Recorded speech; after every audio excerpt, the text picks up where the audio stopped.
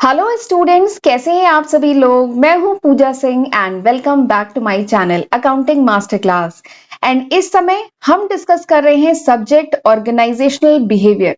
काफी important subject है ये BBA, BCom, MBA, MCom plus MCA and BTech के भी फर्स्ट ईयर में ये सब्जेक्ट पढ़ा जाता है।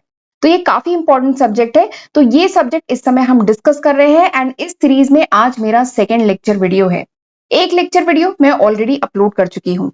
तो चलिए एक बार शॉर्ट में आपको बता देती हूँ कि ये जो फर्स्ट चैप्टर हम ओबी का पढ़ने जा रहे हैं, इसमें हम कौन कौन से टॉपिक पढ़ेंगे।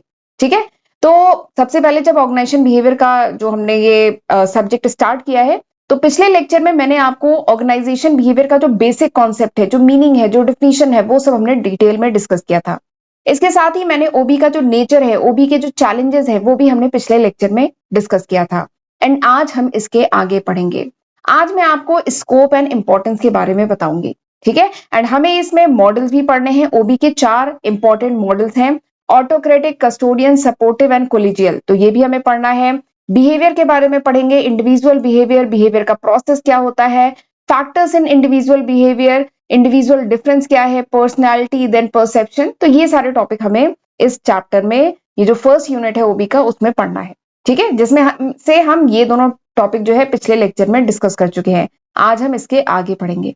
ठीक है, तो चलिए फिर टाइम नहीं वेस्ट करते हैं, जल्दी से आज का लेक्चर हम स्टार्ट करते हैं।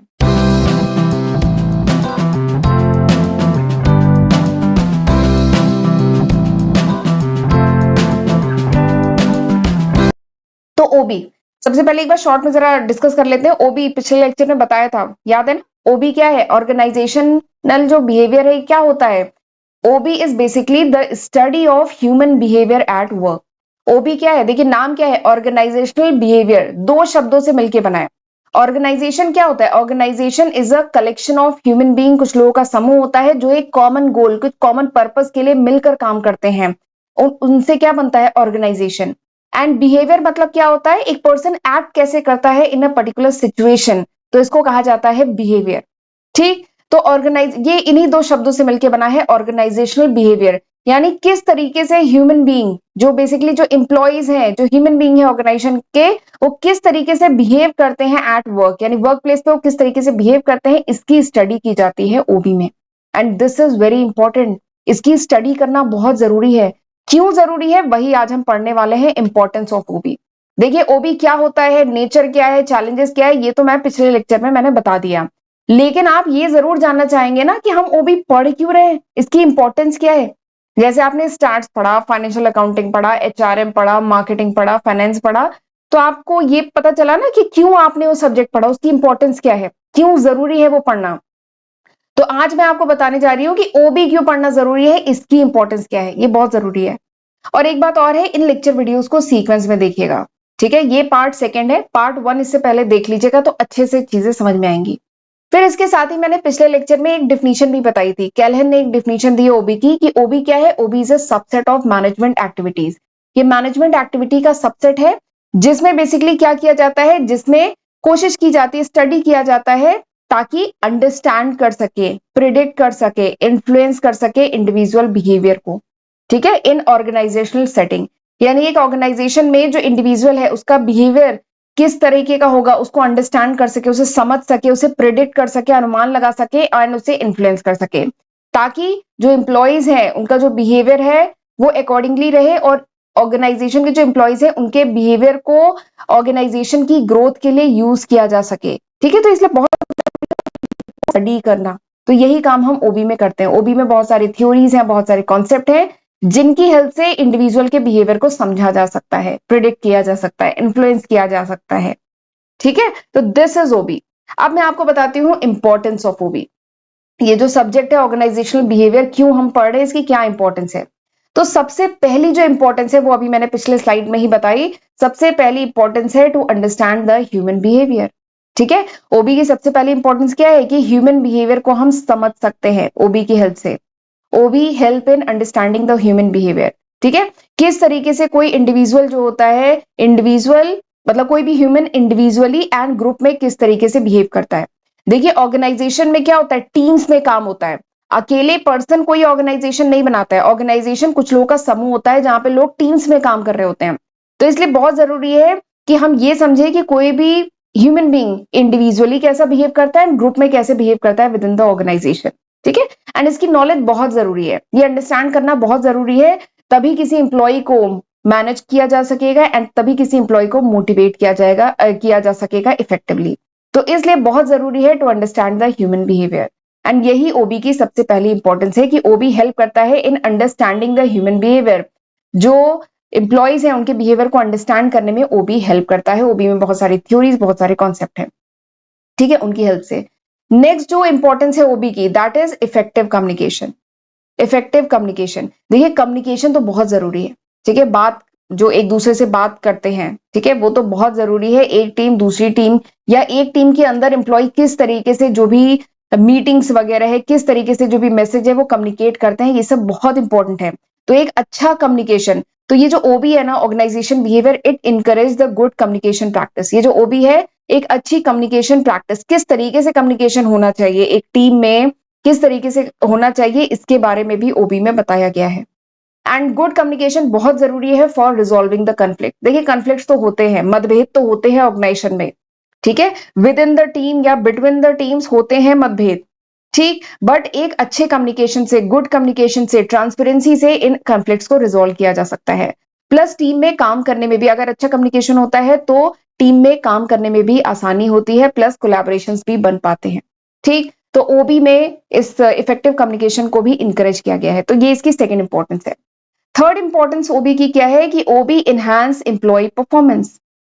ओबी जो ऑर्गेनाइजेशन बिहेवियर है, ये एम्प्लॉय की परफॉर्मेंस को भी इनहांस करता है। देखिए ओबी जो है, ओबी से बेसिकली ह्यूमन बिहेवियर की स्टडी होती है, ठीक है, ह्यूमन बिहेवियर किस तरह से वर्क प्लेस पे मतलब बिहेव करते हैं, इसकी स्टडी होती है, ठीक है।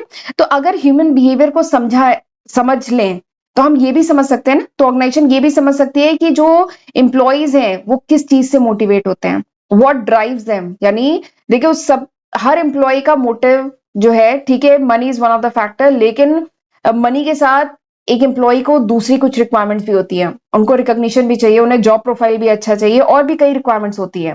तो ये जो ओबी है, ऑर्गेनाइजेशन बिहेवियर, इसकी स्टडी से एम्प्लॉय की परफॉर्मेंस को और एनहेंस किया जा सकता है, क्योंकि इसमें एम्प्लॉय को स्टडी, जो ह्यूमन बीइंग है, जो इंडिविजुअल है, उनकी स्टडी की जाती है। तो इससे समझा जाता है कि व्हाट मोटिवेट्स एम्प्लॉय, एम्प्लॉय को क्या मोटिवेट करता है, ठीक है, एंड वो फिर एम्प्लॉय को प्रोवाइड करके एम्प्लॉय का जॉब सेटिस्फैक्शन बढ़ाया जा सकता है, एम्प्लॉय की प्रोडक्टिविटी बढ़ाई जा सकती है। एंड हम जानते हैं अगर एम्प्लॉय प्रोडक्टिव होगा, एम्प्लॉय ज्यादा अच्छा परफॉर्म करेगा, तो अल्टीमेटली ये ऑर्गेनाइजेशन के लिए अच्छा है, ठीक है। तो this is the third importance of OB. Fourth importance OB की क्या है, it help in creating a positive work culture. एक अच्छा, एक पॉजिटिव वर्क कल्चर क्रिएट करने में भी ओबी हेल्प करता है, ठीक है। OB help in shaping a positive work culture within the organisation. इसमें पॉजिटिव वर्क कल्चर का मतलब क्या है कि हर एम्प्लॉय को साथ लेके चलना, ठीक है, हर एम्प्लॉय को फील कराना कि वो भी इंपॉर्टेंट है, उसके डिसीजन, सॉरी, उसके जो ओपिनियन है, उसके जो सजेशन है, उसको भी कंसीडर करना, एम्प्लॉय को भी इंगेज रखना, एम्प्लॉय को भी मोटिवेट करना। इससे क्या होगा, जॉब सेटिस्फैक्शन होगा, एम्प्लॉय अच्छा परफॉर्म करेगा, एंड अल्टीमेटली ऑर्गेनाइजेशन के लिए बढ़िया है, ठीक है। तो ये एक अच्छा वर्क कल्चर भी क्रिएट करने में ओबी हेल्प करता है, तो इसकी चौथी इंपॉर्टेंस ये है। फोर्थ इंपॉर्टेंस क्या है, OB help in building a strong team. OB help in building a strong team, यानी देखिए मैंने बताया था कोई ऑर्गेनाइजेशन है वो इंडिविजुअल से नहीं बनती है, एक सिंगल आदमी ऑर्गेनाइजेशन नहीं बनाता है। Organisation is a collection of human being, कई लोग मिल करके समूह में, कलेक्शन में काम करते हैं एक कॉमन गोल की तरफ, तब क्या बनता है, ऑर्गेनाइजेशन। एंड ये जो लोग होते हैं रिक्वायरमेंट के अकॉर्डिंग टीम्स में काम करते हैं। तो ये जो ओबी है ना, help in building the blocks of team, help in building the team in the organisation. एक अच्छी टीम, एक स्ट्रॉन्ग टीम बनाने में ओबी हेल्प करता है, क्योंकि टीम क्या है, team is the basic building block of the organisation. कोई भी ऑर्गेनाइजेशन होती है ना, वो अलग अलग टीम से मिलकर बन रही होती है, ठीक है, अलग अलग टीम्स होती हैं, वो मिल करके काम करती हैं, तब कोई ऑर्गेनाइजेशन अच्छे से काम कर पाता है।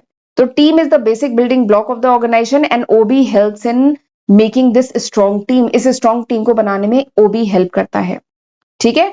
OB equips leaders and management with the tool to build and maintain strong team, क्योंकि ओबी में बहुत सारे कॉन्सेप्ट बताए गए हैं, बहुत सारी थ्योरीज हैं, जो जो ऑर्गेनाइजेशन है उनके लीडर्स को, उनके मैनेजर को ऐसे टूल प्रोवाइड करते हैं जिससे जो मैनेजर्स हैं वो अपनी टीम को मैनेज कर पाते हैं और एक स्ट्रॉन्ग लीडरशिप पोजीशन पे रह पाते हैं और एक स्ट्रॉन्ग टीम बिल्ड कर पाते हैं।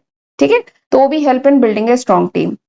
अगला नेक्स्ट जो पॉइंट है ये अभी डिस्कस हुआ था, कन्फ्लिक्ट रिजोल्यूशन।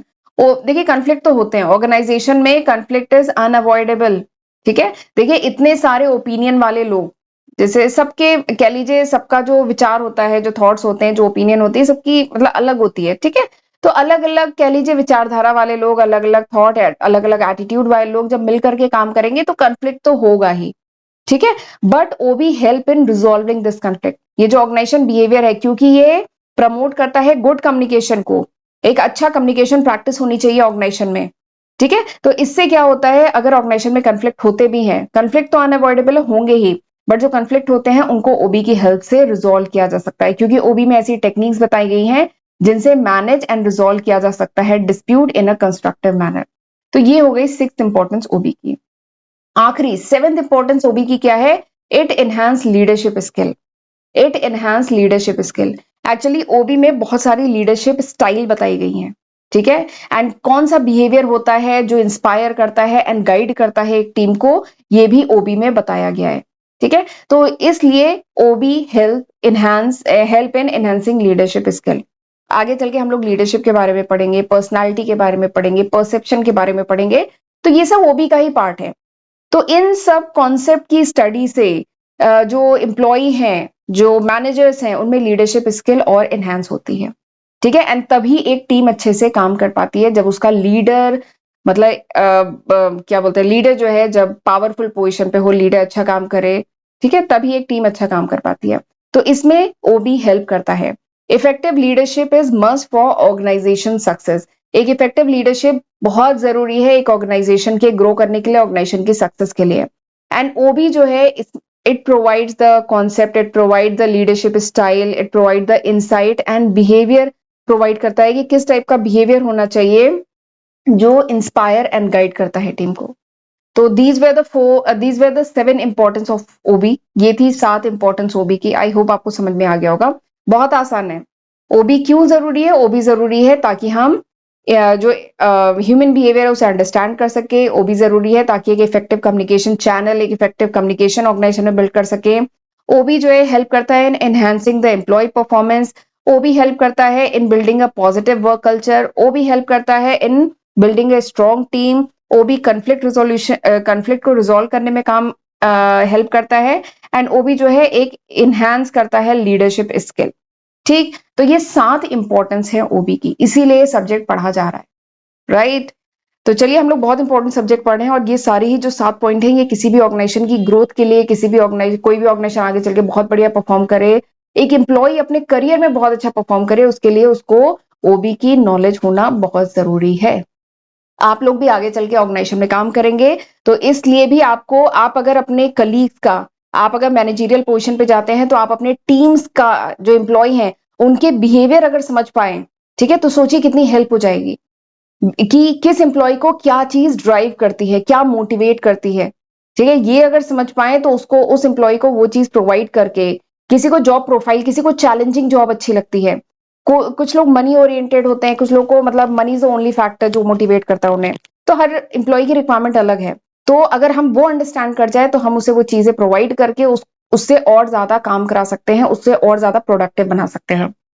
ठीक है, तो इसलिए OB is a very important subject, बहुत ही इंपॉर्टेंट सब्जेक्ट है।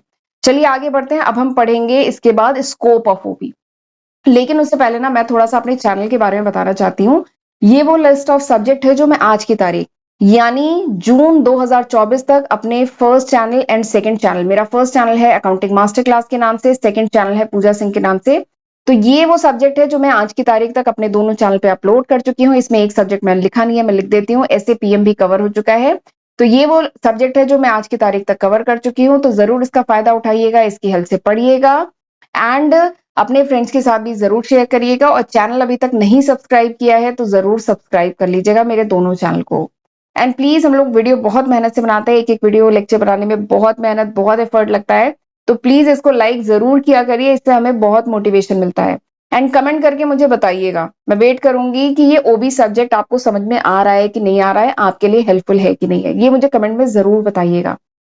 ठीक है, एंड फ्रेंड्स के साथ भी शेयर करिएगा। और अगर नोट्स चाहिए मेरे चैनल पे अपलोडेड वीडियोस के, then you can download my application from Google Play Store. आप गूगल प्ले स्टोर से मेरी एप्लीकेशन डाउनलोड कर सकते हैं एंड इंस्टाग्राम पे ही मुझे जरूर फॉलो कर लीजिए, वहां पे भी मैं अपडेट डालती रहती हूँ। ठीक है, तो चलिए आगे बढ़ते हैं। अब बात करते हैं स्कोप ऑफ ऑर्गेनाइजेशन बिहेवियर। ये जो ओबी है इसका स्कोप क्या है? ठीक है, तो बात करूं तो स्कोप ऑफ ओबी, ये 4 इंपॉर्टेंट एस्पेक्ट्स हैं which are covered under the scope of OB. Scope of OB के बारे में, ओबी का स्कोप क्या है? ठीक है, तो स्कोप में ये 4 इंपॉर्टेंट एस्पेक्ट आते हैं। पहला क्या है? Individual behaviour. दूसरा क्या है? Group dynamics. तीसरा क्या है? External environment. चौथा क्या है? Organisation structure. ठीक है, तो स्कोप ऑफ ओबी की बात करें, यानी ओबी में हम क्या क्या स्टडी करते हैं, क्या क्या आता है ओबी के अंडर में, तो जो ओबी के अंडर में जितने भी टॉपिक्स आते हैं इनको 4 कैटेगरी में ऐसे डिवाइड करके मैं बता रही हूँ। पहला है इंडिविजुअल बिहेवियर, दूसरा है ग्रुप डायनेमिक, तीसरा है एक्सटर्नल एनवायरमेंट, अगला है ऑर्गेनाइजेशन स्ट्रक्चर। तो this is the scope of OB, ये स्कोप है। चलिए अब इसको डिटेल में मैं बताती हूँ। सबसे पहला जो स्कोप है ओबी का वो क्या है? सबसे पहला जो एस्पेक्ट है जो आता है स्कोप ऑफ ओबी के अंडर में, दैट इज इंडिविजुअल बिहेवियर। ये क्या है? Individual behaviour. अब इंडिविजुअल बिहेवियर के अंडर में सबसे पहला आता है पर्सनालिटी एंड ट्रेड्स। तो बेसिकली इंडिविजुअल बिहेवियर जो होता है, इंडिविजुअल बिहेवियर स्टडी करता है पर्सनालिटी एंड ट्रेड्स। ट्रेड मतलब यूनिक कैरेक्टरिस्टिक, जो एम्प्लॉइज हैं उनकी पर्सनालिटी क्या है, उनके यूनिक कैरेक्टरिस्टिक क्या है, इसकी स्टडी की जाती है। इंडिविजुअल बिहेवियर में इसकी स्टडी की जाती है एंड ये बहुत ही जरूरी है क्योंकि इसकी स्टडी करके एम्प्लॉय की परफॉर्मेंस को और ज्यादा बढ़ाया जा सकता है ना, अगर आप एम्प्लॉय की पर्सनैलिटी समझ जाएं कि एम्प्लॉय इंट्रोवर्ट है कि एक्सट्रोवर्ट है। ठीक है, उसके ट्रेड्स क्या है, उसकी पर्सनैलिटी क्या है, उसके फीचर्स, यूनिक फीचर क्या है, वो किस चीज में उसकी एक्सपर्टीज है, ये अगर अंडरस्टैंड कर लिया जाए तो एम्प्लॉय की परफॉर्मेंस को और ज्यादा इनहेंस किया जा सकता है। तो ये पहला कह लीजिए ऑर्गेनाइजेशन बिहेवियर के स्कोप जो आता है उसमें इंडिविजुअल बिहेवियर में सबसे पहला पॉइंट ये है। दूसरा पॉइंट जो आता है इंडिविजुअल बिहेवियर में वो आता है attitude and job satisfaction. Attitude का मतलब क्या है? एटीट्यूड में क्या किया जाता है, एम्प्लॉय का एटीट्यूड क्या है टुवर्ड द वर्क। ठीक है, एम्प्लॉय का क्या नजरिया है, क्या दृष्टिकोण है toward it's work, toward it's company, toward it's colleague की तरफ, कंपनी की तरफ, जॉब की तरफ उसका क्या है। एंड जॉब सेटिस्फैक्शन, क्योंकि यही अल्टीमेटली जो है एम्प्लॉय की परफॉर्मेंस डिटरमाइन करता है। ठीक है, तो इसलिए इसकी स्टडी की जाती है and ultimately job satisfaction, employee को जॉब सेटिस्फैक्शन है कि नहीं है, इन सब की स्टडी की जाती है इंडिविजुअल बिहेवियर में। नेक्स्ट जो है that is perception and cognitive biasness. देखिए ये जो परसेप्शन है या जो कॉग्निटिव बायसनेस है, इसमें बेसिकली अंडरस्टैंड करने की कोशिश की जाती है कि कैसे मतलब एम्प्लॉय का परसेप्शन क्या है, यानी कैसे एम्प्लॉय परसीव करता है अपने इन्वायरमेंट को, ऑर्गेनाइजेशन के इन्वायरमेंट को किस तरीके से परसीव करता है। एंड कॉग्निटिव बायसनेस यानी कैसे कॉग्निटिव बायसनेस जो है इन्फ्लुएंस करती है एम्प्लॉय के डिसीजन को। ठीक है, ये basically perception and cognitive biasness अगर समझा जाए किसी भी इंडिविजुअल का, अगर इस परसेप्शन एंड कॉग्निटिव बायसेस की स्टडी की जाए तो इससे क्या होता है, मिसअंडरस्टैंडिंग कम हो सकती है, गलतियां कम होंगी, तो इसलिए काफी इंपॉर्टेंट है। तो ओबी के अंडर में ये आता है, ओबी का स्कोप में ये भी आता है। Next is motivation and incentive. इसमें बेसिकली अंडरस्टैंड करने की कोशिश की जाती है कि एम्प्लॉय का मोटिवेशन क्या है, what drives an employee to perform well. ठीक है, एम्प्लॉय अच्छा परफॉर्म करे तो उसके लिए एम्प्लॉय को क्या चीज ड्राइव कर सकती है। मैंने बताया ना, कुछ लोगों को जॉब प्रोफाइल अच्छी चाहिए, कुछ लोगों को लीडरशिप पोजीशन चाहिए, कुछ लोगों को पैसा चाहिए, तो अलग अलग एम्प्लॉय की अलग अलग रिक्वायरमेंट होती है। पैसा तो चाहिए बट कुछ लोगों को उसके साथ एक रिस्पेक्टेबल पोजिशन, टीम लीड की पोजिशन भी चाहिए। तो what drives an employee to perform well, इसकी स्टडी की जाती है, प्लस इंसेंटिव की। ठीक है, नेक्स्ट फिफ्थ पॉइंट है इंडिविजुअल बिहेवियर में लर्निंग एंड डेवलपमेंट। तो इसमें बेसिकली फोकस किया जाता है कि किस तरीके से इंडिविजुअल जो है एक्वायर करता है न्यू स्किल, नॉलेज। ठीक है, जो अल्टीमेटली उसके करियर को मतलब आगे ग्रो करने में हेल्प करता है। तो इंडिविजुअल बिहेवियर में ये 5 पॉइंट आते हैं। ठीक, तो पहला जो स्कोप ऑफ ओबी है वो क्या है, इंडिविजुअल बिहेवियर। तो इंडिविजुअल बिहेवियर में इन 5 चीजों की स्टडी की जाती है। नेक्स्ट जो स्कोप आता है ओबी का, that is group dynamics. Group dynamic मतलब टीम की बात हो रही है।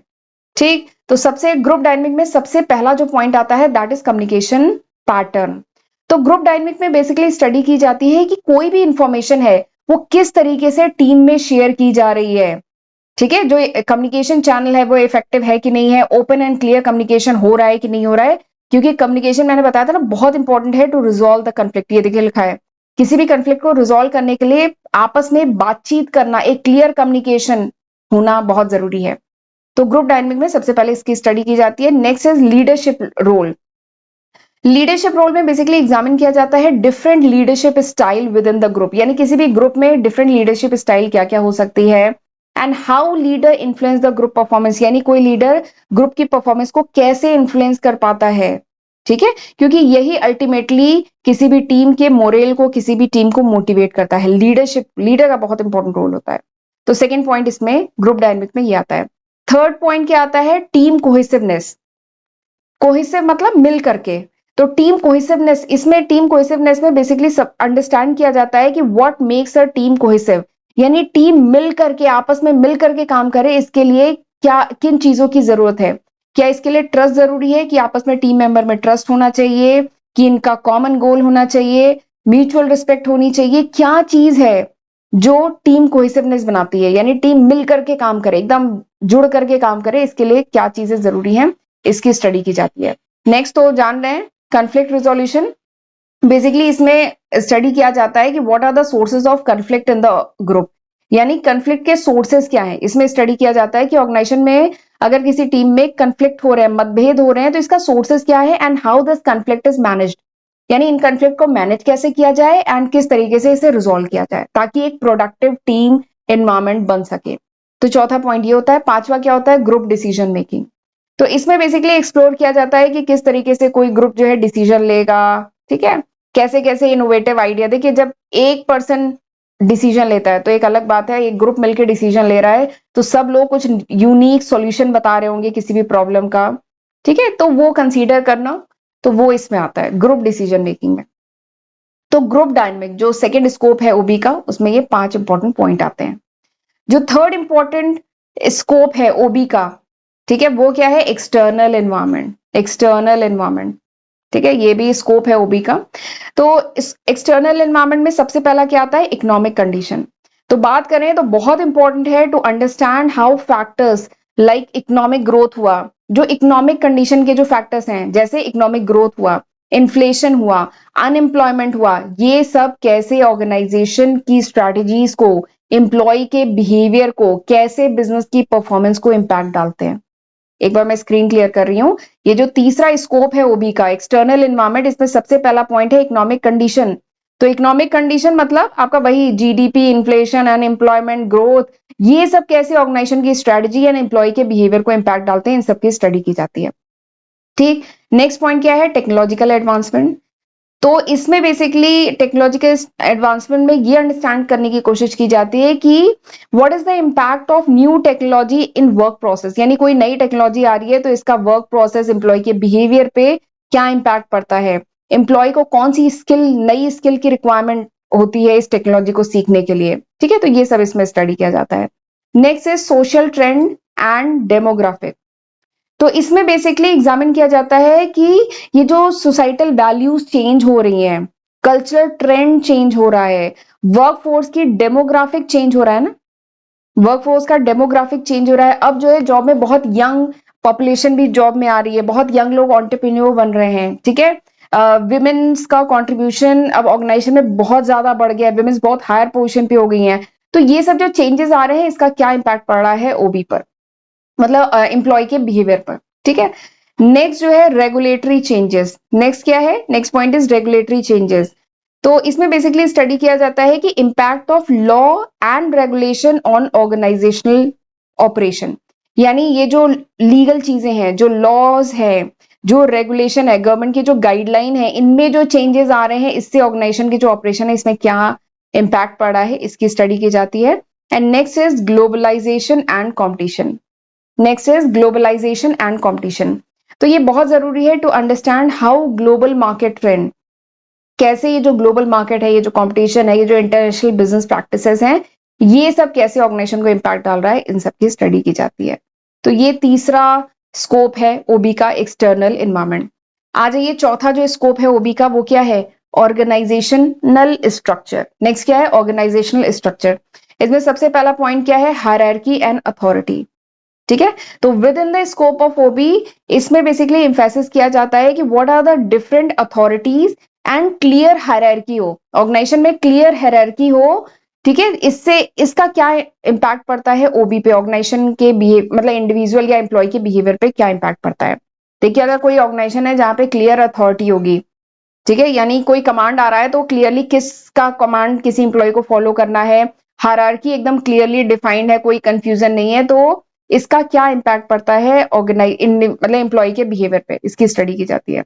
नेक्स्ट जो है रोल क्लैरिटी एंड रिस्पॉन्सिबिलिटी। तो ये बहुत जरूरी है कि अंडरस्टैंड करें व्हाट इज द मतलब कि रोल क्या है, किसी भी एम्प्लॉय का रोल क्या है, उसकी क्लैरिटी होनी चाहिए, एंड उसकी रिस्पॉन्सिबिलिटी क्या है, उसकी जिम्मेदारी क्या है। इससे कोई कंफ्यूजन नहीं रहेगा, कोई कंफ्लिक्ट भी तो कम होंगे। अगर रोल क्लैरिटी है, हर इंडिविजुअल का रोल एकदम क्लियरली डिफाइन है कि वो क्या क्या वो उसे करना है, उसकी रिस्पॉन्सिबिलिटी भी अगर क्लियरली डिफाइन है, तो कंफ्लिक्ट भी कम होंगे। तो ये सेकंड पॉइंट है। तीसरा पॉइंट क्या है, टाइप ऑफ ऑर्गेनाइजेशनल स्ट्रक्चर, ठीक है। टाइप ऑफ ऑर्गेनाइजेशनल स्ट्रक्चर, तो देखिए ऑर्गेनाइजेशन स्ट्रक्चर वैसे टॉपिक मैं डिटेल में पढ़ा चुकी हूँ जब हमने प्रिंसिपल्स ऑफ मैनेजमेंट पढ़ा था। तो ऑर्गेनाइजेशनल स्ट्रक्चर बहुत टाइप के होते हैं, फ्लैट होता है, हायरार्किकल होता है, मैट्रिक्स ऑर्गेनाइजेशन होता है। तो इन सब का क्या इम्पैक्ट पड़ता है एम्प्लॉय के बिहेवियर पे, ठीक है, तो ये सब स्टडी की जाती है। Next is work flow and coordination. तो इसमें बेसिकली स्टडी की जाती है कैसे ऑर्गेनाइजेशन स्ट्रक्चर जो है इफेक्ट करता है वर्क फ्लो पे, जो ऑर्गेनाइजेशन स्ट्रक्चर है वर्क फ्लो पे कैसे इफेक्ट करता है, कैसे डिफरेंट डिपार्टमेंट जो है आपस में, लिखा है ना कोऑर्डिनेशन, कैसे डिफरेंट डिपार्टमेंट आपस में कोऑर्डिनेट करते हैं ताकि ओवरऑल ऑर्गेनाइजेशन की परफॉर्मेंस इंप्रूव हो, ठीक है। चौथा पॉइंट हो गया। पांचवा क्या है, एडेप्टेबिलिटी एंड चेंज मैनेजमेंट। तो इसमें बेसिकली स्टडी किया जाता है कि कितनी तेजी से, देखिए चेंज तो क्या लीजिए अनअवॉइडेबल है, चेंज तो होता है, change is a law of nature, ठीक है। बट कोई भी ऑर्गेनाइजेशन कितनी तेजी से उस चेंज को अडेप्ट कर पाती है, चेंज मैनेजमेंट कैसा है ऑर्गेनाइजेशन का, ये स्टडी किया जाता है इस पॉइंट पे, ठीक है। अडेप्टेबिलिटी एंड चेंज मैनेजमेंट, यानी कितनी तेजी से कोई ऑर्गेनाइजेशन ये जो चेंजिंग इन्वायरमेंट है, चेंजिंग बिजनेस इन्वायरमेंट है, इस पे अडेप्ट कर पाती है, एंड इसी के according new strategy new technology ला पाती है एंड उसे इंप्लीमेंट कर पाती है। तो ये सारे पॉइंट इसमें डिस्कस होते हैं, ठीक है। तो this was the scope of OB. तो ओबी के स्कोप की बात करें तो ये चार इंपॉर्टेंट एस्पेक्ट हैं जो ओबी के स्कोप में आते हैं। ओबी के अंडर में हम ये चार इंपॉर्टेंट फैक्टर्स के बारे में बात करते हैं। एक है इंडिविजुअल बिहेवियर, ठीक है, दूसरा है ग्रुप डायनेमिक, यानी जब ग्रुप में होता है तब क्या बिहेव करता है, नेक्स्ट इज एक्सटर्नल एनवायरमेंट का क्या इंपैक्ट पड़ता है, नेक्स्ट इज ऑर्गेनाइजेशन के स्ट्रक्चर का क्या इंपैक्ट पड़ता है बिहेवियर पे, ठीक है। तो ये चार जो इंपॉर्टेंट पॉइंट है, these are the scope of OB, and scope of OB के अंडर में ये चार पॉइंट तो आप लिखेंगे, फिर इसके अंडर में ये जो पॉइंट्स है ये आप डिटेल में फिर एक्सप्लेन करेंगे। तो this is all about the scope of OB. I hope आपको अच्छे समझ में आया होगा। आगे हम बढ़ते हैं एंड अब हम पढ़ेंगे मॉडल्स ऑफ ओबी। तो बताया था चार इंपॉर्टेंट, डेविस ने चार इंपॉर्टेंट मॉडल ओबी के बताए हैं, और ये जो चार मॉडल है ये काफी इंपॉर्टेंट है, एग्जाम में बहुत पूछा जाता है। तो और ये थोड़े से अभी इसमें भी 15 से 20 मिनट लगेंगे इन्हें समझाने में, तो ये लेक्चर ऑलरेडी काफी लेंदी हो गया है, तो ऐसा करती हूँ ये जो मॉडल्स ऑफ ओबी है इसको हम अगले लेक्चर वीडियो में डिस्कस करते हैं, ठीक है। तब तक जितना मैंने पढ़ाया है उतना पढ़ के रखिएगा। अब हम मिलते हैं अगले लेक्चर वीडियो में, और प्लीज चैनल को सब्सक्राइब जरूर कर लीजिएगा अगर अभी तक नहीं किया है तो, ठीक है। तो अब हम मिलेंगे अगले लेक्चर वीडियो में, तब तक अपना ध्यान रखिएगा। God bless you.